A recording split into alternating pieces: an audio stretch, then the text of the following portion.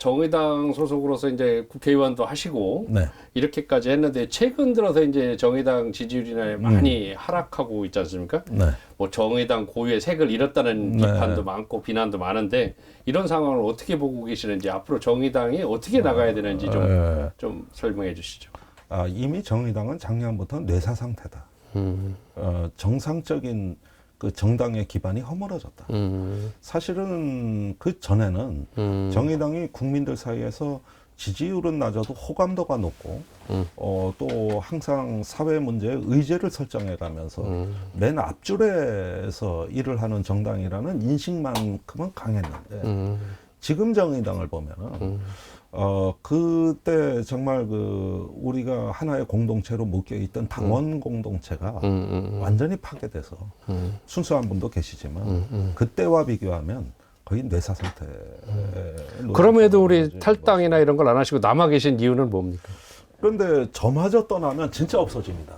그러니까 우리가 고향집에 부모님 산소는 늙은 소나무 하나가 지키는데 저마저 나오고 더 빠져나가면 이제 저 사람들 옆에 누가 지킬 거냐. 그러니까 이 진보정당의 효용 가치는 이 여의도가 아니라 현장에서 또 있는 거거든요. 그러니까 그분들 중에는 평생을 그 노동운동에 한평생을 다 바친 분도 계시고 칼 맞아가면 노동운동 한 분도 계시고 약자 곁을 아직도 지키는 당원들이 있다면은 그렇다면 일단은 그분들한테 실망감 드려서는 안 된다. 이건 정치를 떠나서 얘기거든요.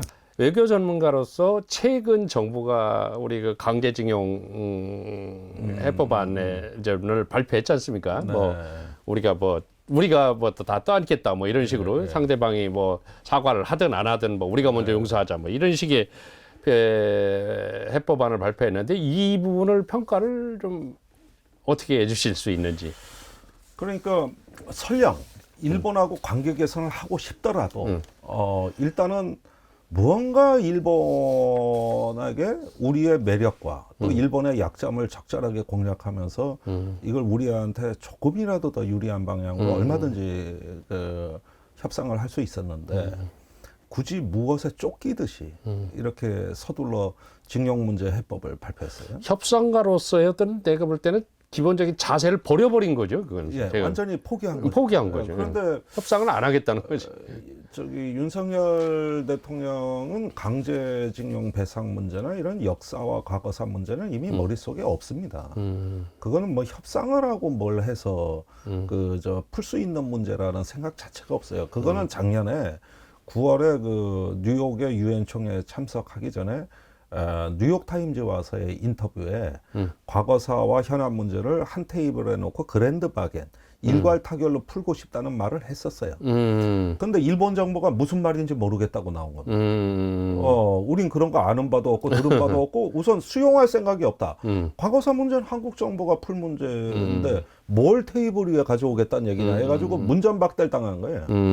그러니까 그 뒤에 이번에는 그런 과거사 문제를 일본이 원하는 대로 우리가 풀면 될 거 아닌가. 그렇게 이제 생각이 바뀝니다. 그래서 일괄 타결론 원트랙에서 지금은 투트랙으로. 그래서 과거사 문제는 지우는 문제로 바뀌고 일본 가서는 과거사 문제 안 하고 딴 얘기 하겠다. 딴 얘기. 예. 안보 협력이 제일 중요한 문제예요. 그러면 왜 이렇게 서두르냐가 이제 의문이 남을 거예요. 근데 그거는 이제 이런 사고 방식이죠. 미중 간의 임박한 파국, 어떤 거대한 충돌이 이제 거의 목전에 다가왔다. 이제는 전쟁이든 충돌이든 거의 이제 임박했기 때문에 빨리 이기는 쪽에 붙지 않으면은 우리는 생존이 어렵다. 그러니까 지금 대통령이나 이 집권 세력들이 이제 판단을 하는 게 그런 것 같다는 생각도 저는 들거든요. 이 사람들이 무조건 지금 벌써부터 재집권을 생각하는 것 같아요. 재집권을 못하면 자기들이 잘못하면 죽을 것 같다. 그러면은 재집권하기 위해서 결국은 전쟁, 북한이라는 거를 지렛대를 이용을 하는 건데 이거 제가 볼 때 상당히 위험한 지렛대를 사용을 해가지고 이 북한이라는 걸 자꾸 해서 안보 강조를 하다 보니까 일본도 끌어내야 되고 미국도 끌어내야 되고 이런 거 아닌가 싶거든요. 다가올 어떤 두 가지 위기가 있는데 경제 위기는요 국민을 화나게 하는 의제예요. 안보 위기는요 국민을 불안하게 하는 의제예요. 어떤 의제가 더 정권에 유리하냐면 당연히 두렵게 만드는 의제입니다. 이게 안보 위기예요. 그걸 선택을 한 거구만요. 그럼 지금 우리나라 공론장의 가장 왜곡된 지형은 뭐냐면은 경제 위기 위협은 축소시키고 안보 위협은 부풀리는 거예요. 그러면은 하나는 총 맞아 죽는 거고 하나는 배고파 죽는 건데 배고파 죽는 건 서서히 죽는 거고 총 맞아 죽는 거는 바로 죽어? 뭐 북한 미사일이 날아다녀 어디서 뭐가 터져 핵실험을 해 이게 현실 감각이 뛰어나고 설명력이 강하고 이걸 영상으로 올리면 조회수가 폭증한다고 그러니까 이런 건 써먹기가 좋아요. 반면에 경제적인 문제는 국민을 화나게 하기 때문에 미루거나 축소시킨 거예요. 그렇게 보면은 다들 민생이 중요하다 그럽니다. 그러나 국정이 민생 중심으로 가느냐? 안 가죠. 안 지금. 가죠. 그거는 뭐냐면은 어떤 두려움에 떠는 시민들이 통치하기 좋은 대상이기 때문에 그쪽으로 가시는 거다. 그래서 안보 협력이라는 거는 두려움에 기반한 정책이다. 그러니까 저는 북한 핵이 두렵지 않습니다. 북한도 그 핵을 쓰면 자기들도 파멸이에요. 그러니까 그 핵을 쓸 수가 없죠. 쓸 수도 없어요. 이 좁은 땅덩어리에. 그러니까 북한 핵은 두려움의 대상이 아니라 극복의 대상이에요.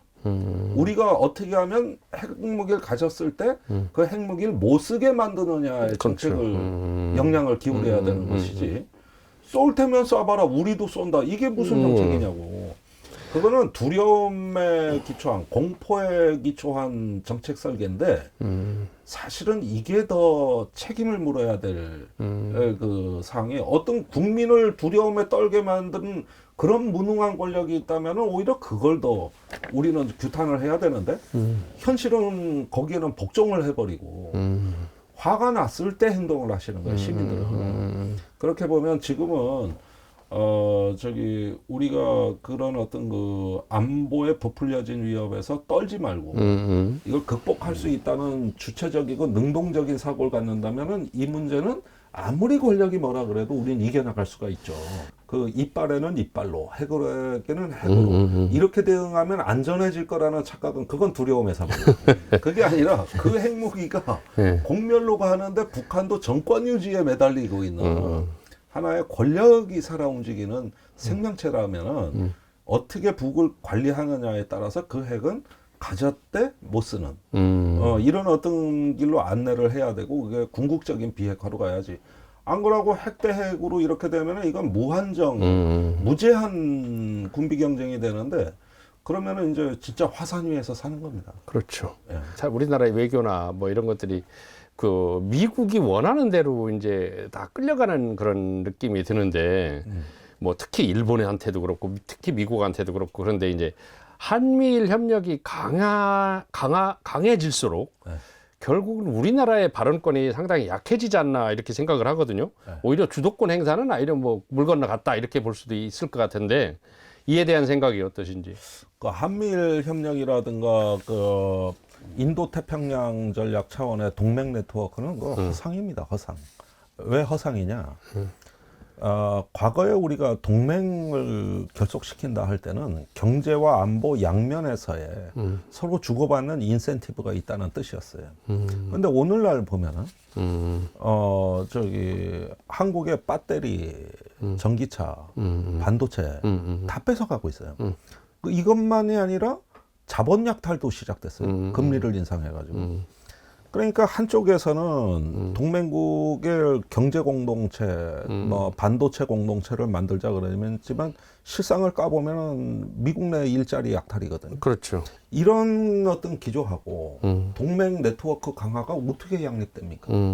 그러니까 미국이 냉전 시대 동맹 전략은 동맹국의 경제적 부흥을 상당 부분 촉진해 주는 것. 예컨대 유럽에는 마샬 플랜이라고 해서 유럽 부흥 계획이 있었고 또 아시아 태평양에서는 소련이라는 공산 세력의 그 하나의 번영하는 자본주의를 보여주는 쇼윈도로서 대한민국에 대한 어떤 물적 지원 또 어떤 시장 개방 이런 부분들이 이루어졌던 것이지 지금과 같이 이렇게 그 자본과 일자리를 약탈해가면서 그 대신 안보 서비스를 제공한다.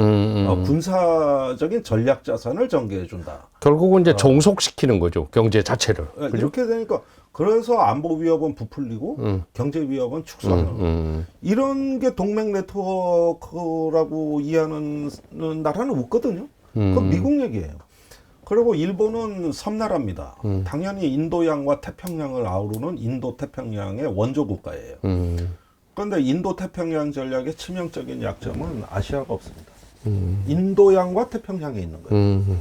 그런데 박근혜 정부, 이명박 정부 때도 외교의 그 주된 어떤 방향 설정은 유라시아 이니셔티브라고 해서 그 대륙 중시를 다 보수 정권도 외교의 중심 전략으로 다 해놓고 그거를 일컬어 균형 외교라 그랬는데 이 정부에서는 그게 다 사라진 거거든요. 그리고 인도양과 태평양이라는 그런데 그거는 섬나라의 지정학 또는 그들의 생존 방식이고 우리는 숙명적으로 반도의 지정학을 갖고 있는 나라이기 때문에 이런 섬나라의 지정학을 무비판적으로 수용했을 때 이게 우리의 생존 전략하고 상당히 불일치한다.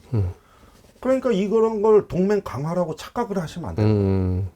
동맹은 국익의 토대 위에서 보완적인 수단으로 동맹이 있는 것이지 동맹 그 자체가 목적이 돼버리면 우리 국익은 그렇죠.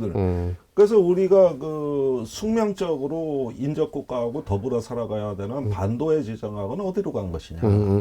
저는 그게 오늘날 그 이 정부가 우리 생존 전략의 중심을 부정해버리는 아주 중대한 오를 범하는 대목이라고 보고 윤석열 정부한테 한번 조언을 하신다면 왜 어떻게 했으면 좋겠습니까? 이렇게 미중 충돌론을 이제 숙명으로 받아들이고 그걸 투키디데스의 함정이라고 그랬는데 그 한동훈 장관이 출국할 때 펠레폰네소스 전쟁사를 끼고 갔는데 그 프레임이 저자인 투키디데스 그게 패권국과 신흥도전국은 반드시 충돌한다. 이런 숙명론이에요. 근데 이런 숙명론은 과학이 아니라는 걸 일단 말씀드리고 싶어요. 지금 어떤 그 국제 정치를 믿음의 영역에서 그 끌고 가시면 이거는 주술이 됩니다. 그거는 과학이 아니에요. 그런 점에서 지금 두 개의 그 정신, 주술과 과학이 충돌하는데 과학을 보셔라. 그런 어떤 국제 정치는 심층적이고 다면적인 거기 때문에 투키디데스 함정이라는 하나의 프레임에 잡아 가둘 수가 없다. 충돌의 요소가 30%지만 협력의 요소 70%가 남아있거든. 그러면은 이걸 다면적으로 이해할 수 있는 지도자의 리더십이어야 되는데 지금 그걸 거부하시고 자꾸 그 어떤 숙명론으로 가시고 계세요. 충돌 불가피론으로. 이렇게 되면은 이제 그 국정은 과학과 공론과 수구의 영역에서 미신과 무속과 주술의 영역으로 바뀌는 말 그대로 신정일치 사회의 모습을 띠게 되는 거예요. 이제 빨리 무속인들하고 관계를 끊으시고 공직사회의 국회의 그 시스템과 공론과 수구의 장으로 그리로 나오셔라. 무속의 영역에서 나오시고 과학의 영역으로 들어가십시오. 이 조언 반드시 받아들여 주셨으면 고맙겠습니다. 그리고 굿모닝 충청같이 중원의 정치에서 균형 감각을 아는 언론에 물어봐야 된다. 편향되지 않으시니까. 오늘 고맙습니다. 긴 시간 예. 고맙고요. 그 정치, 경제, 외교, 국방 이제 여러 분야까지 이제 전문가의 지금 고견을 우리 독자들한테 들려주셨습니다. 예. 감사하게 생각하고요. 아이, 고맙습니다. 끝으로 이제 우리 독자들한테 저희 굿모닝 충청 독자들한테 한마디만 좀 해주셨으면 고맙겠습니다.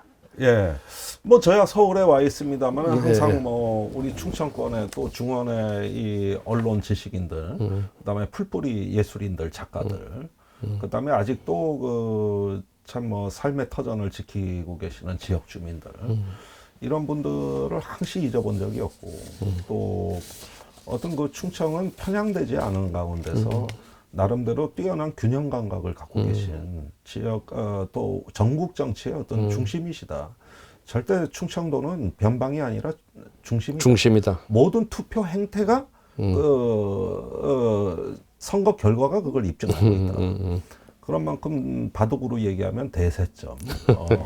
하나의 어떤 그 조조가 이제 바둑을 둘 때 지목했던 천원이라는 중심점. 이게 바로 중도의 사상이고 오늘날 중원의 가치다. 그런 점에서 항상 저는 자부심이 넘치는 그 충청인의 어떤 저 뛰어난 균형 감각과 개방성 이런 것들이 항상 여기가 바로 정치의 중심이라고 생각하고 있고 그런 어떤 자부심을 갖고 우리가 조금 더 분발한다면은 우리 충청도에서 이제 새로운 정치에 꽃을 피울 수 있지 않을까 기대하게 되고 또 응원하고 있습니다. 오늘 고맙습니다. 예, 감사합니다. 예, 예. 고맙습니다.